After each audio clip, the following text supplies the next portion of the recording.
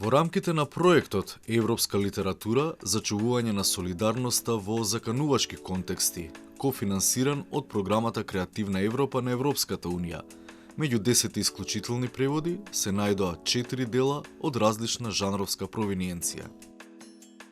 Детската едиција на Или со симпатичен наслов и ете приказна ја збогативме со прекрасната сликовница Приказни од облаци на Кристина Тот.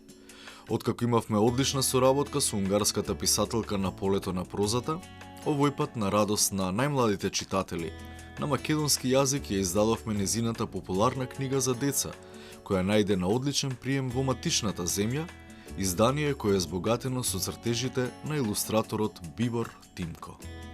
Најмладата едиција Арго ја надополнивме со уште еден превод од класичните јазици, овој пат легендарната Медеа на Сенека, на радост на домашната читателска публика. Во фокусот на античката трагедија се нескротливиот гнев и страдањето што тој може да го предизвика.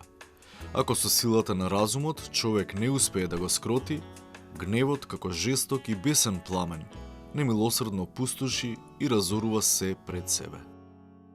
На наше задоволство со два наслова ја збогативме и едицијата Сцена, посветена на драмските текстови.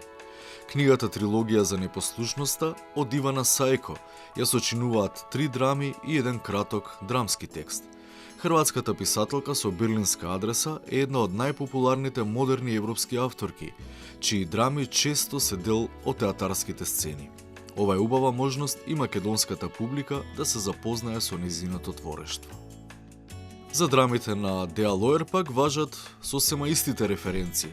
Германската писателка раскажува интригантни современи приказни, а македонските читатели ги носиме на улиците на фавелите во Рио де Жанеиро во текстот Животот на прача Рузвелт, како и на маргините на општеството во Невиност, каде судбината на луѓето е проткаена со темна болка и саркастичен гнев.